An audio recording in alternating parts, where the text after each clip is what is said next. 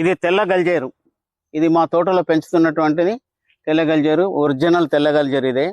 ఇది బాడీలో ఎన్ని రకాల రోగాలు ఉన్నప్పటికీ కూడా అన్ని రోగాలకు ఇదే దివ్య ఔషధం.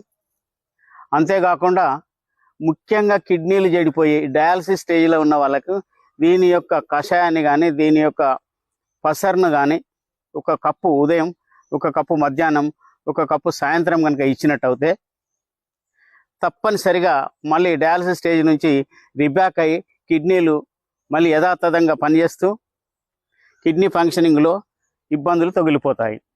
అంతేకాకుండా పుత్ర సంతానం కానీ సంతానాలు లేమి ఉన్నవాళ్ళు ఈ ఆకులను కనుక బహిష్ట రోజులలో 5 రోజుల దీని యొక్క రసం కనుక తాగినట్టు అయితే సంతాన యోగ్యత కలుగుతుంది.